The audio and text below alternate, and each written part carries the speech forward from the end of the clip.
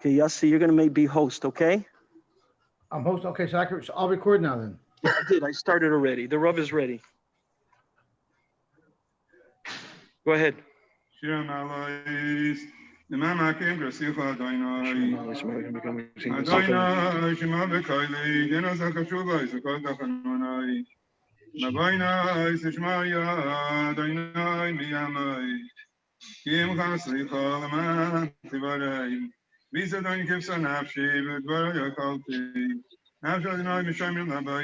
I didn't hear anything though.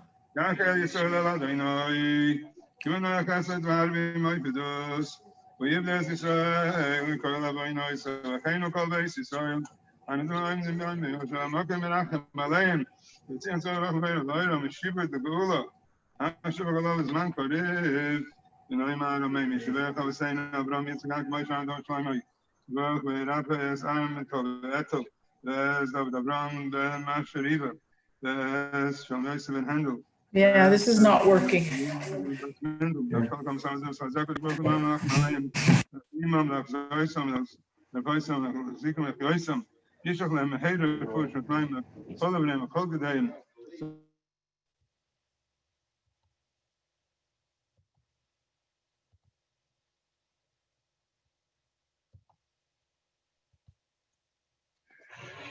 Hi, were you able to hear that, Yossi? Yes. Could you hear me? Yes. Okay. All right.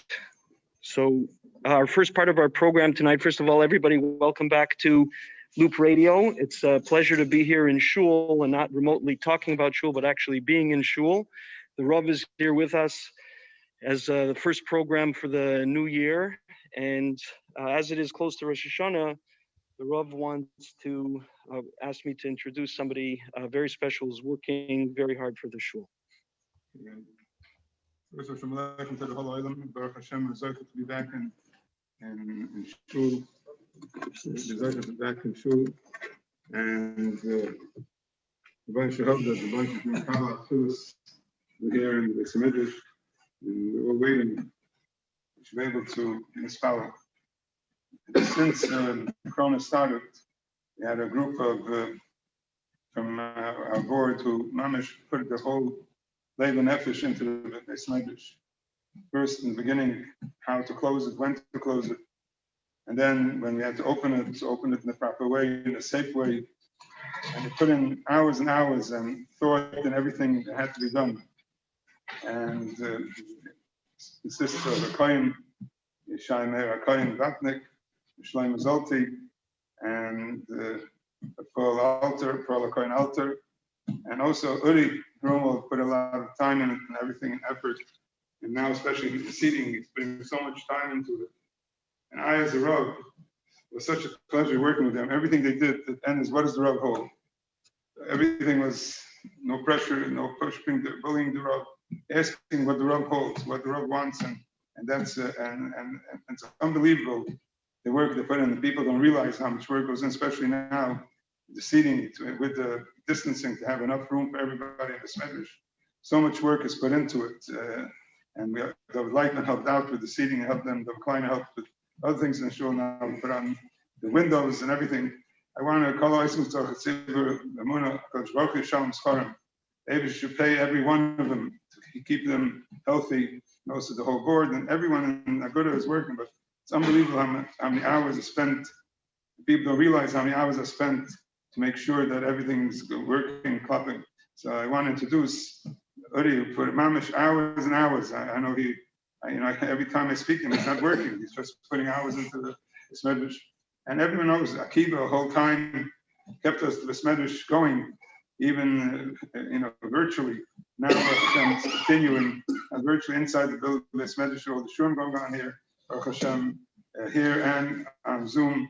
Give all of them, anyone who works with Shem Shemaim, should give them schar, and we should zeicha to see together Shnas Gula v'Yeshua, Taube. I want to introduce Uri. There's no words to thank him for everything he's doing for the Medrash. Thank you, Uri. It's not possible to add to what the Rav said, but his English name is Jules. I guess we could say he's a real jewel. Okay, so walk us through a little bit here. What is the seating going to be like in this room for Rosh Hashanah? What can we expect? So we're still trying to finalize the numbers. Just before we start, if everybody can understand it, please bear with us. We're trying our best to make sure, first of all, that everybody who wants to come to shul can come to shul. Ideally, people will be able to sit where they want to sit, but the main priority for everybody, at least all the people who are working according to what the Rabbi is saying, is that everybody should have somewhere that they can go. And we know people have been sitting in certain places for 20 years, for 30 years. We understand that. We're going to try our best. These are unprecedented times. We've never seen this before. We've never done this before. But the main thing is that everybody wants to come to our shul, should be able to come to our shul and daven. Maybe they're not upstairs, maybe they're not downstairs, but they should have an opportunity, and we have to prioritize that over our personal preferences. So please bear with all of us. We're doing our best to get as many people as we can in within the legal guidelines of the halachic guidance on the Rav, and that's what we're trying to do. So please, really, we don't want this to be something for Rosh Hashanah that people are upset about. So we asked Mechila in advance, but we're really just doing it to make sure the most amount of people can fit in this building in Mirza Hashem for davening. So this room, at the moment, we think based on what we've been getting from numbers, will probably be split between the ladies and the men. I think it's likely that the ladies are going to be, I think, on this side, but this is the one room that is going to depend on what capacity we need from upstairs and what capacity we need from the main base medrash. We've had a few people who want to sit outside on the men's side to sit in the tent, which is something that's an option. And we have most of the ladies have been saying they want to sit upstairs. We're going to try to group people together with their families, so that gives us a little bit more room and some availability to fit people. And so this room is going to be in Mirza Hashem used for if there's any space that we need, and will likely be split between the men and the ladies. In the main base medrash, the Agudah is going to be moved to the right, which is in the southern direction, which will be closer to the tent, so people in the tent can hear. But I'm not sure when Okay, to go in there, yeah, let's go inside.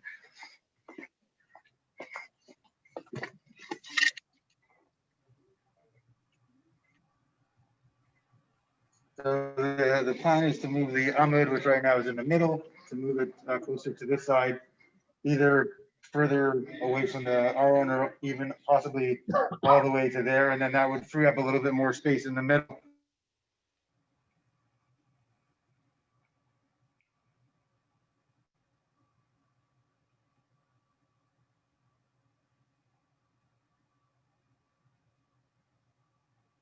With the ladies up there, it's trying to be bubbling. So. Okay, so let's do one question about the tent. What's going on here? This is new, isn't it? Yeah. So the new thing is Akiva,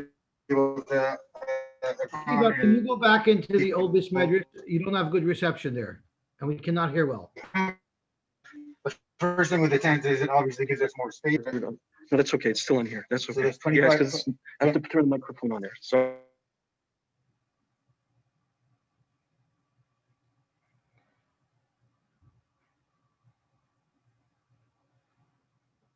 Akiva, your phone is frozen. If you can go into the old base medrash, you'll have better. And then the windows are going to be open, so it's together. And this way, if people are not comfortable being inside or they're concerned, they have the option to sit outside and still be part of the minyan. And these new windows have been installed. The shul's taking the expense to make sure that they can open, so that the people inside the tent will be able to hear what's going on inside for davening. Okay, and how many people can fit inside the tent?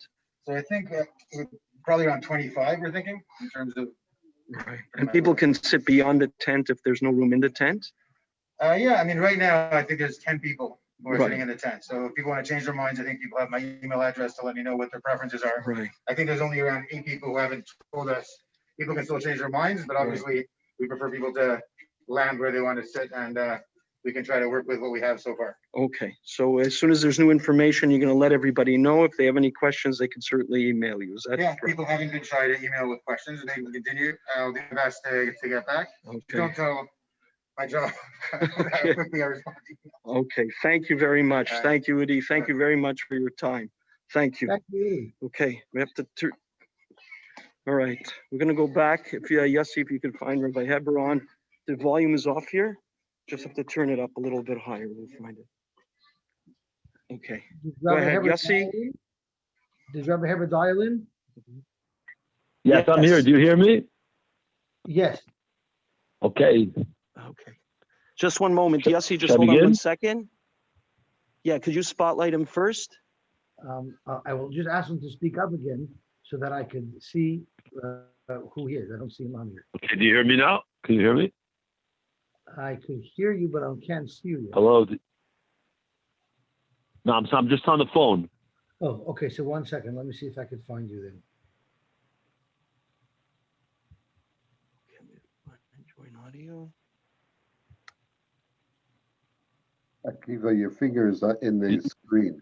Yes, I know. Just 1 second. Okay. Just 1 second. What are the last 4 digits of your phone number? 7535. Let me see if I can find you.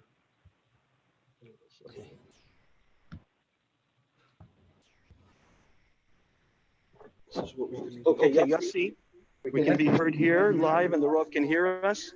Well, yeah, we can hear. Want to spot Rabbi Heber?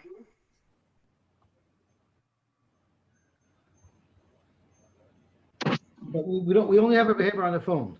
Okay, so could you spotlight that? No, we're going to ask questions and answers. I'm going to spotlight you, Akiva, Okay, just bear with me a moment. or I can spotlight the behavior. Dovid Heber received his rabbinical smicha from Ner Yisrael and has a master's degrees in computer science from Johns Hopkins University. He is currently the Rav at Kahal Avos Yisrael at Tzemach Tzedek in Baltimore and is a kashrus administrator and Star K kosher certification and a teacher in Molad Seminary for Women. He's the author of Sefer Shari Zmanim on the complexities of the Jewish calendar and time in Jewish law. Now, of course, I wanted to bring him on the program because the name of his shul is Tzemach Tzedek.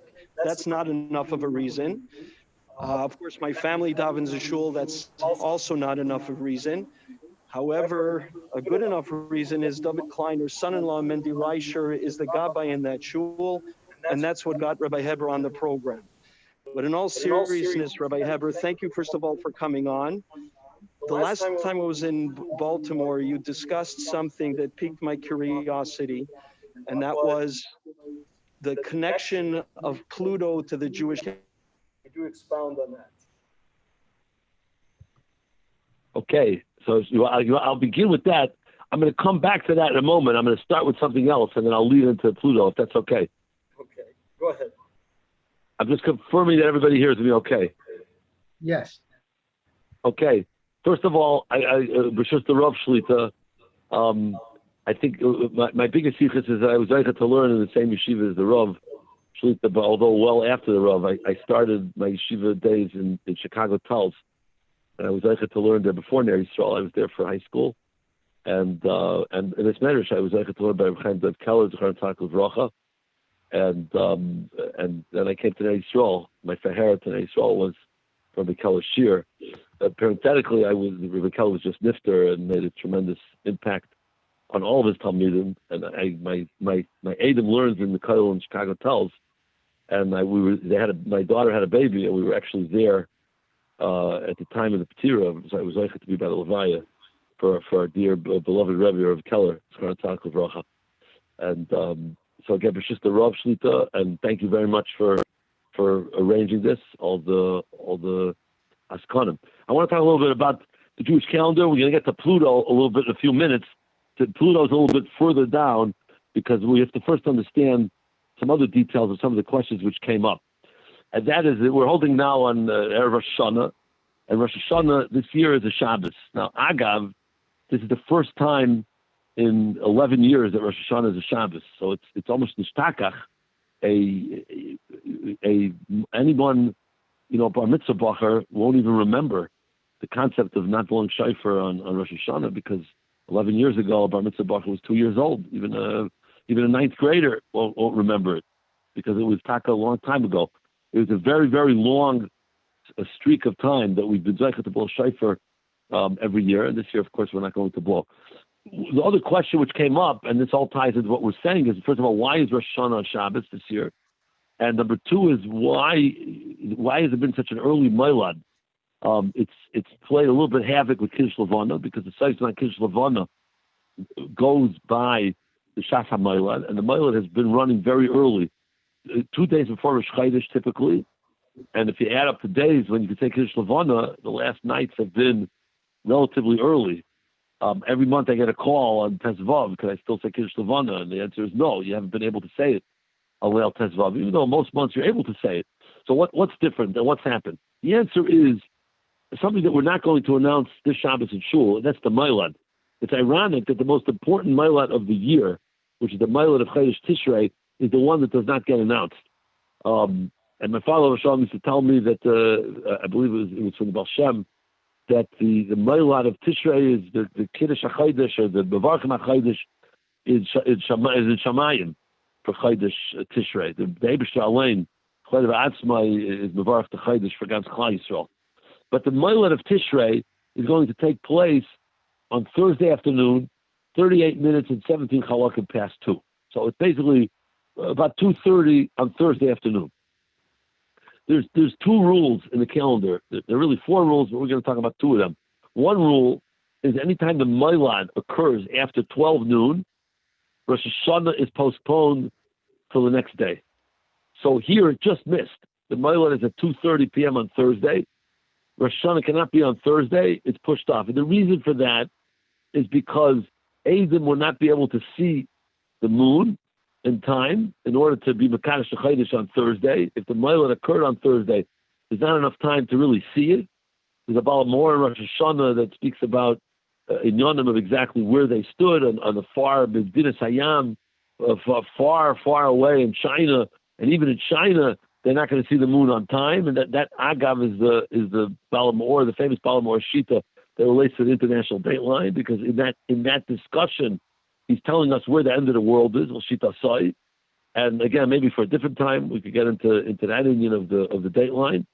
But that Baltimore, it explains the sugya. You can't make Rosh Hashanah on Thursday, so we have to push it off to Friday.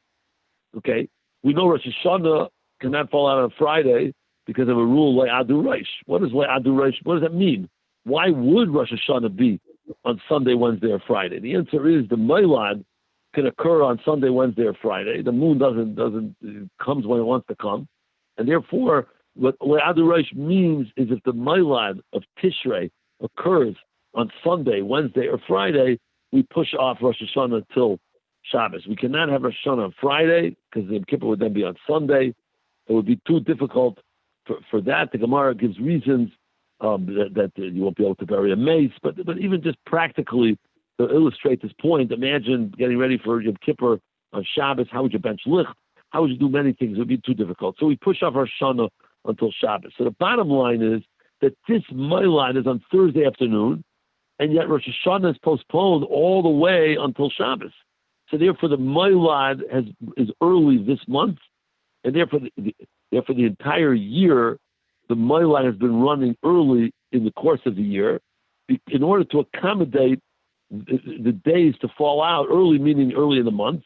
It fell out 2 days before Rosh Chodesh, and therefore Rosh Hashanah is not till Shabbos. Now, how do we sell that avek? The answer is last Hanukkah, you might have not noticed, but Cheshvan had 30 days. There were 2 days of Chodesh Kislev, and there were 2 days of Chodesh Teves. And those 2 days in Cheshvan and Kislev, namely the 30th of Cheshvan and the 30th of Kislev, ensured that Rosh Hashanah falls out on Shabbos. Otherwise, if they would have had 29 days, Rosh Hashanah would be on Thursday, but we can't have that.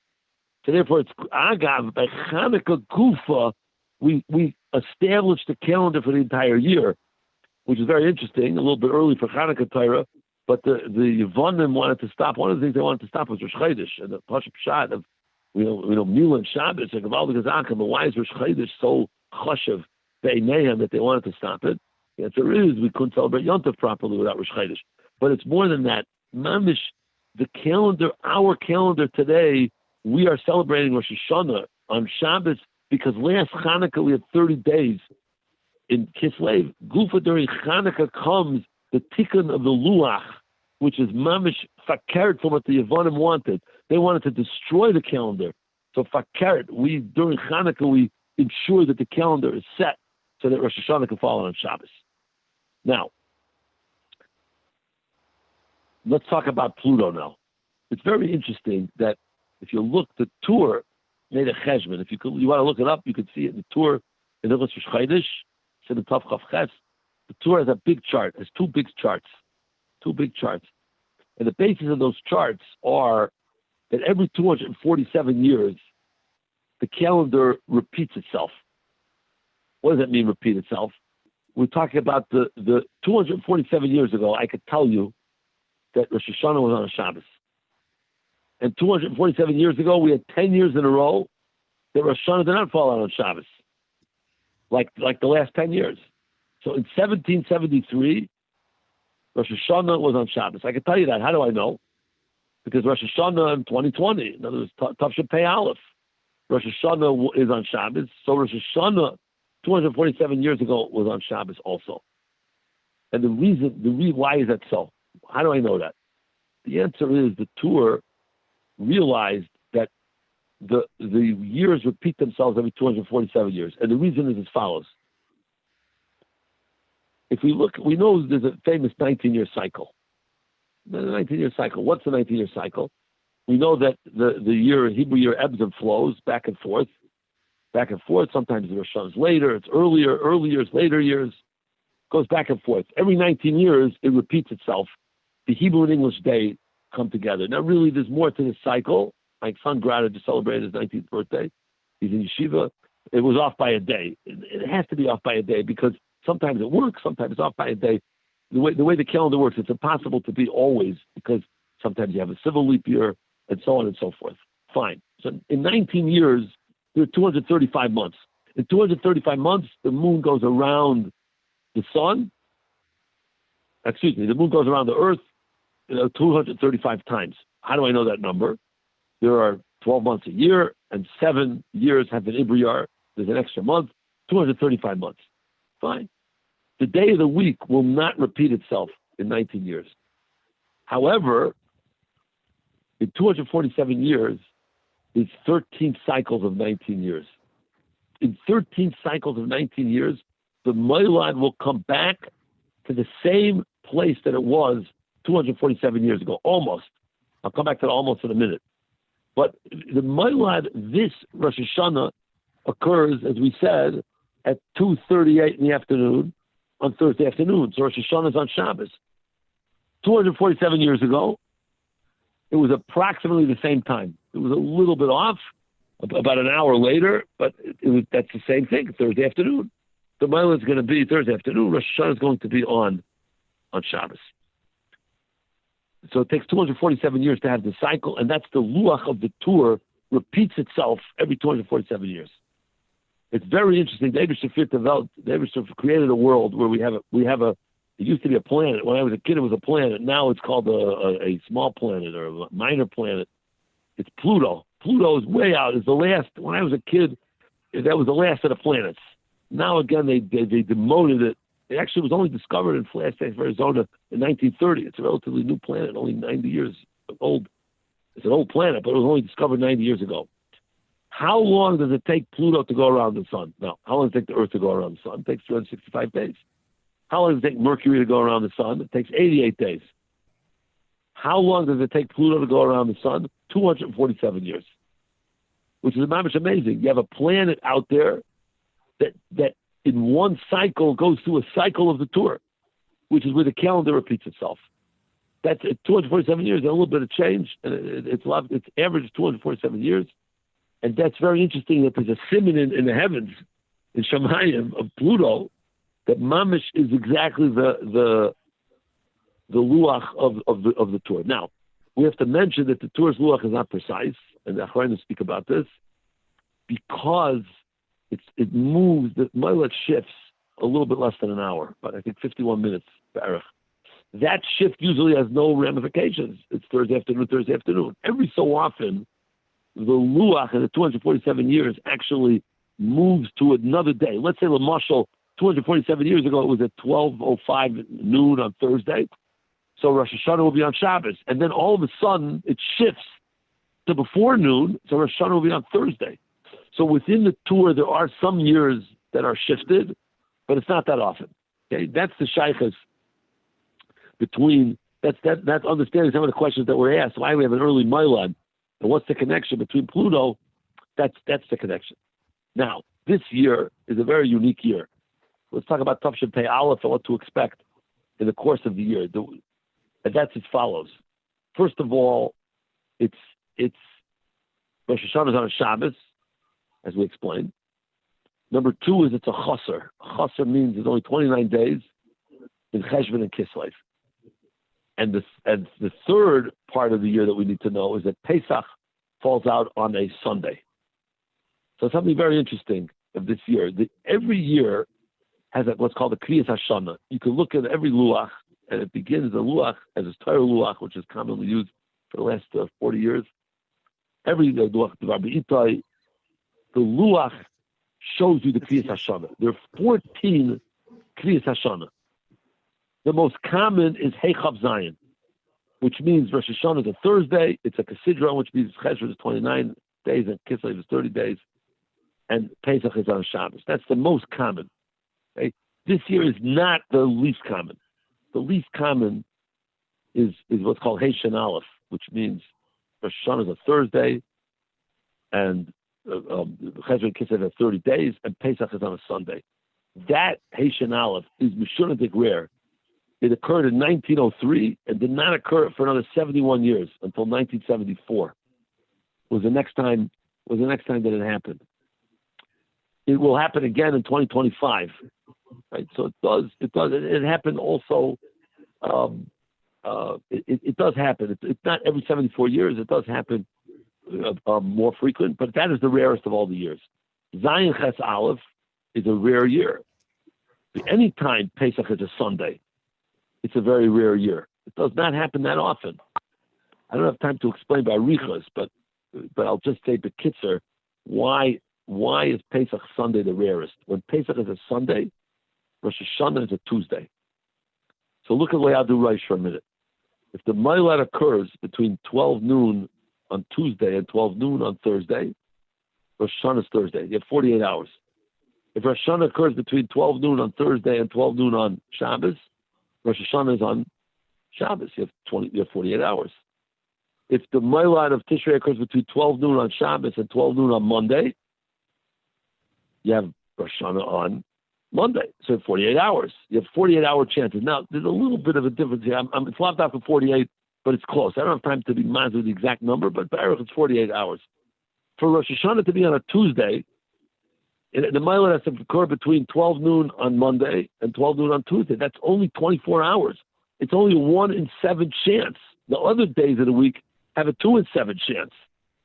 So that's why next Rosh Hashanah on a Tuesday is not so frequent. It only has a 1 in 7 chance instead of a 2 in 7 chance. And without getting into the details, there are other areas in the calendar that even take away 1 in 7. It's even less than 1 in 7. And therefore, Pesach on a Sunday is not common because when Rosh Hashanah is on a Tuesday, the previous Pesach is on a Sunday, and the previous Purim is on a Friday. So this year, this coming Yabal and Taube, we'll have Purim on a Friday, and Pesach on a Sunday. So Erev Pesach Shabbos, the Rabbanim will be busy darshaning on these inyanim, both in Pilpul and in Lamaisa, and Purim on a Friday has its own set of halachas.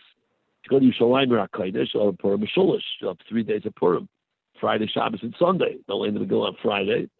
They'll eat the Suda on Sunday, and they'll do other inyanim on Shabbos and so on. So in that sense, it's really not so common. But what we have, very interesting, this year, we have 3 Shema Yavirenas. There are 3 Shema Yavirena Dalan Amos that Chazal bring. Number 1 is Rosh Hashanah on Shabbos. We don't blow shofar. We have Sukkot on the first day.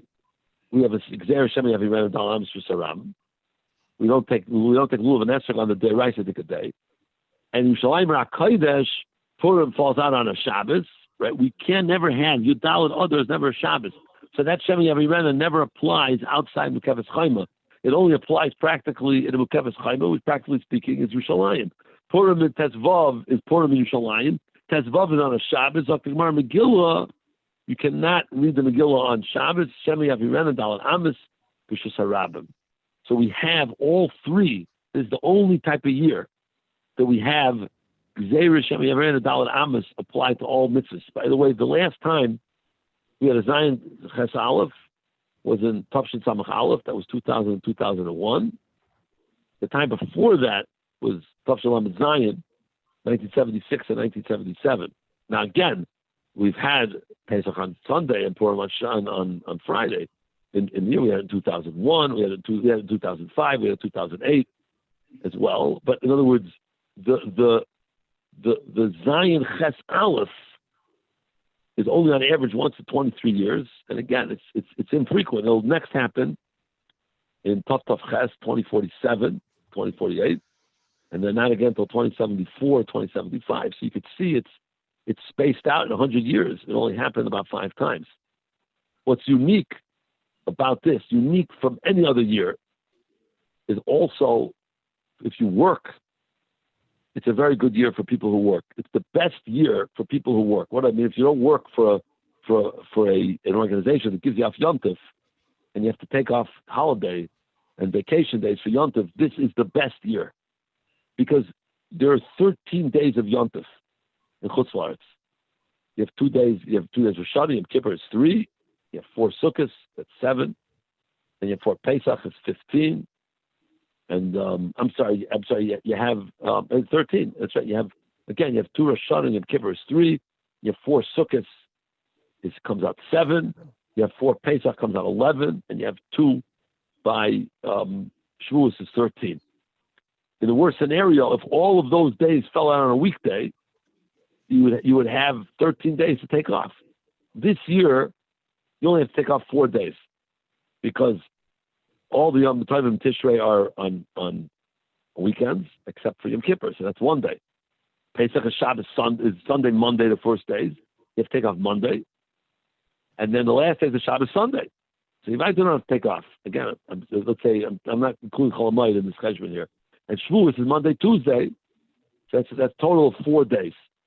So only 4 days of the 13, one has to take off, because you have the Zion Ches Aleph. You also have, very interesting, you have a Taidienu and Yak Nahas 5 times this year.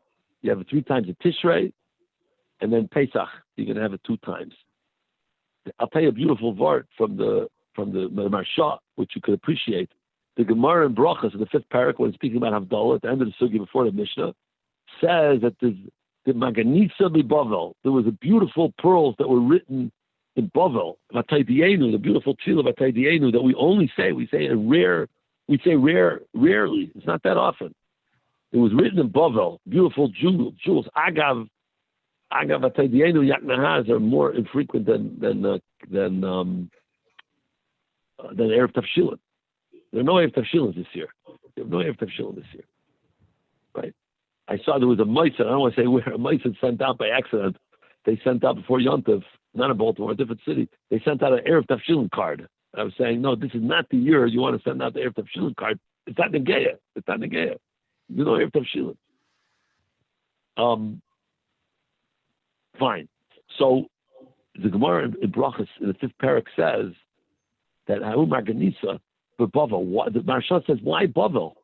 The answer is because Vataydienu is said much more often in Chutz La'aretz. He says in Roiv Shanim, his lashon is that you have it much more frequently in Chutz La'aretz, because we're going to say it 3 times and then we're going to say it once in Eretz Yisrael. By Pesach, we're going to do it twice. They're only going to do it once, because they don't have a Yom Tov Sheni Shalgolius. So Vataydienu is a beautiful, beautiful tefillah. We're Mavdil Bekodesh to Kodesh. That ability to do that. And to say it 5 times is very, very unique and very, very special. Sometimes we can go a couple of years without a Vataydienu. Next year is also a very early year. Okay, it's not for Zion Ches Aleph, but it's a very early year, in that the Yom Tovim fall out very early. Purim is in February, and Pesach is in March, and Shavuos is in the middle of May. Rosh Hashanah next year, Erev Rosh Hashanah is Labor Day. I don't know if the Canadian Labor Day is the same as American. If it is, then Erev Rosh Hashanah will be Labor Day. So Mamish, we'll already be holding, it's Wednesday, it's 2 days after Labor Day, already it'll be Matzah Rosh Hashanah on next year on the civil calendar. So things run early. I find that a person needs chizuk running very early, because because Yom Tov comes so quick, and February is Purim already. You don't have time to be meichen, and psychologically, you want to be meichen for it. It's already showing February, March is Pesach already, and early September is Rosh Hashanah. So you need that extra chizuk to be able to have that. I got someone asked me in the Spanish flu was the Molad early? It was not early. That year it was not running early. There's something very unique about this year. That a couple of things that happened in other years, and I was allotted a half hour. I assume I have another few minutes here. Besides Purim on Friday and Pesach on Motzei Shabbos, Asar B'Teves is on a Erev Shabbos, and I'm going to end with a vart because it's coming up in the Daf Yomi. Something about Asar B'Teves on Erev Shabbos. The Haftarah, of course, we have the Parshas Miketz.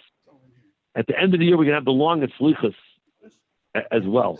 But very interesting. Someone sent me from a Luach on Eretz Yisrael. I want to end with something from a Luach on Eretz Yisrael and a vart on Asar B'Teves on Erev Shabbos, which relates to the upcoming Daf Yomi. And that is, number one is this year Zayin Ches Aleph. Zayin is 7, Ches is 8, 1, the Aleph is 1. What's the name of the year? Tov Shin Pei Aleph. 5781. The Kviyas Hashana of Zayin Ches Aleph matches the year. The year is 5,000. That's the century. That's the millennium. 781. Zayin, the year built into the year of Tov Shin. It's Shin. It's Mr. Cotton. But in English, when you write out the year, 5781. 781 is Zayin Ches Aleph. The Kviyas Hashana is built into the name of the year. So, of course, some people were buzzing, and when I got this, I shared it with a couple of people. Did it never happen before? It never happened by Zayin Ches Aleph, but 499 years ago, 498 at the beginning, at the end of the year, it was 499 years ago. 498 years before this year, we had a year that was 5283, and it was Taka Beis Ches Gimel. That's the only time since the Luach began in the year 4119, 359 according to our count, civil count. So in the 1650 years since the Luach, this is only the second time that the Kviyas Hashana matches the year itself. I want to end with, we talk about Hanukkah, so we can speak about Asar B'Teves. When you talk about the Luach, we go through the whole year. In the Daf Yomi on Tzayim Gedalia, and just 2 weeks away, 2 weeks away, the Daf Yomi brings that Eliyahu Hanavi cannot come on a Friday or a Shabbos. Why not? Friday Mishum Tircha and Shabbos Mishum because he can't come Michutz L'Tchum. That's the very famous Gemara. That's rather why Malka and the Gunim are Eliyahu Hanavi, because we went 48 hours where Eliyahu Hanavi can't come. So now we're Baruch Hashem Eliyahu Hanavi Tishbi. So that's what we do by Malka. I want to tell you like this. When Asar B'Teves, you'll remember this. When Asar B'Teves, Mashiach will be here. We won't need this word. So it'll be Allah Chol Maisa. But if Mashiach doesn't come, Asar B'Teves is to me one of the most unique days ever. You go to shul and you lane. You lane Kriyas HaTorah and you lane Haftarah. And it's very strange because you never ever go to shul on Friday afternoon and lane. In fact, it's the least frequent Kriyas HaTorah you ever have on a Friday afternoon. The other days of the week, Monday could be Yom Kippur afternoon, and Monday could be Tzad Gedalia, and Monday could be Tainus Esther. Every day of the week you lane by Mincha, more frequently. Shabbos you lane every week, and every day of the week you can lane Tanesim. The only time is, as we all know, they can be on a Friday, and Asar B'Teves. So the only time we ever go to shul on Friday afternoon and lane is on Asar B'Teves. The Gemara tells, Chazal tells the Shulchan Aruch Paskins that Erev Shabbos, Mevatel Talmud Torah Mishum Achanas Shabbos. You Mevatel Talmud Torah for Achanas Shabbos. That's why yeshivas don't have second seder. Everybody's getting busy to be meicher for Shabbos. It's doicha. Obviously, a person can learn versteht sich as a gewaltige Sache, but in general, it's doicha. So we never lane on Friday afternoon because we're busy being meicher for Shabbos. There's one time we lane, and Asar B'Teves. What's the pshat? Asar B'Teves on a Friday is the only time that we're fasting for the Churban at a time that Mashiach cannot come. In other words, whenever we fast, Mashiach can't come on Friday or Shabbos, right? Every time is on Sunday through Thursday. We never fast on Friday or Shabbos. There's one exception. Asar B'Tev is on a Friday. We're fasting for the Churban at a time where Eliyahu can't come. And that's very depressing. So we tell the Eibush to listen. Eliyahu can't come up today. Why not? Because we're being making for Shabbos. Oh, I'm ready for Shabbos. And I'm going to prove it to you. I'm going to go to Bismenish to learn. I'm going to learn Torah, something I never do. That's the biggest simon of Talmud Torah is Kriyas HaTorah. We don't go 3 days without Kriyas HaTorah from Mara. So I run to Bismenish and I do something never I ever do, and that's laying from the Torah to say, hey, Rebbeinu Shalom. Listen, the Gemara in Eruvin says Eliyahu Novi is not going to come on Friday because we're being meichen. I've finished my achanas. I'm done with my achanas. For Haraya, I'm laying from the Torah. And therefore, let Eliyahu Novi come. And therefore, we end the kindness of Asar B'Tev, something we never do. We end Havdalah to Shabbat, Yom Kippur with Havdalah. We end the kindness with Kiddush. Mamish, as a Kedusha moment that we ran to Bismenish on Friday afternoon to hear Kriyas HaTorah. That's Mamish Gavaldik Azach. Therefore, that's our tefillah to daven for Mashiach to come to every Amenu. And the schus of coming together, what a beautiful program. You have a shir, Mamish Gavaldik Azach. The Rav should have koiches to continue to be Mamish Torah, and the Askonim should be Zeicha to continue to be Isaac and the Tzibur. And we should end this horrific matzav that we're in, so that Taka, we should be able to come to Bismenish and learn normally and daven under normal circumstances. Everybody come as they all seats where they want, how they want, that we can serve the Rebbeinu Shalom, Mitzvah Shem, Ad Bias Goyal, from Heber Amen. Amen. Thank you for the opportunity. Wait 1 second, Reb Dovid, before you go, in Sure. our program, our Rav Sure. has the last word. And please, Rabbi Lo, if you can give Rabbi Heber a bracha. I do have some questions. It's running over time, so I'm Sure. going to text them to you instead. Go ahead, Rabbi Lowy. Rabbi Dovid Shlita, beautiful, such a shir. Papiros, the Chachma, Hichachasam, Pneyam, and the Chachma of the Chachma of the Gana Soyar, to know exactly how everything, it's such a special year. You know, we know the famous word from the Chemsoifa Ma'ashpais, in the year Tavshin Pei Aleph, Yorim Evyoin, the year Tavshin Pei Aleph, which is a special year, which all these special things that you said we have this year, unbelievable, all these special things we have this year. So, but you gave us such insight and understanding everything. And besides all the chachma you have and what you're involved in the kashrus and all the stories about you, with what you help people, you know, the famous story where somebody called up and he said the thing is treif, and then you send them a check to, they should be able to buy a kosher meal. And Baruch Hashem, it's unbelievable. I'm proud to be able to be from the same yeshiva. Yeshiva produce someone like you. I hope that you should be matzliach in all your work and your abatzas Torah and abatzas kashrus and abatzas chesed. And you and your family should have a year of everything should go to Taube. Mal Hashem kol mishal sechem Taube.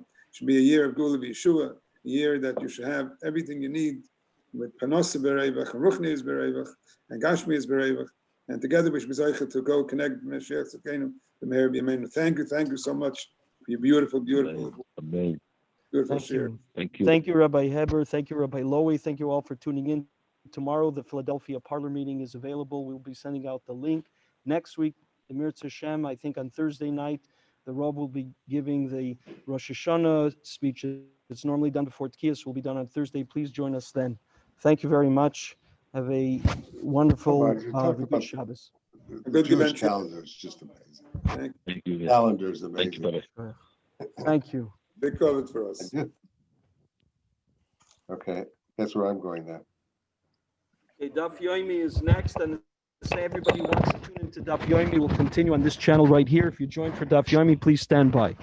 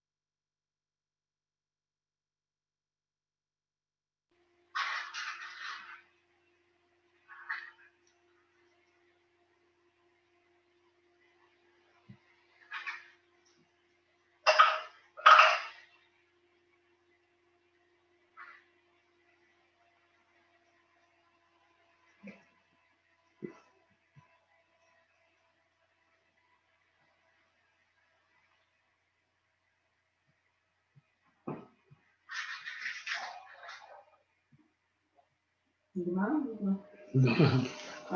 גמר.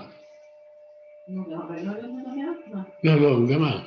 עכשיו הולך להיות שיעור בדף היומי, אני רוצה לראות אם הם מתחילים.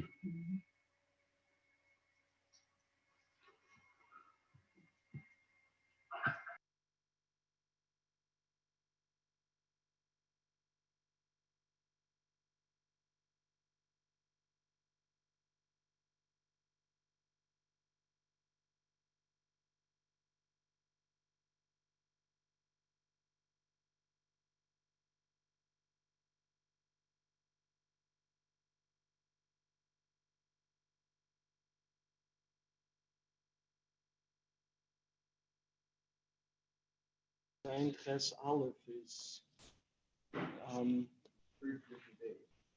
right. Which day is the Molad, right? Or which day it comes out on, right? The Molad?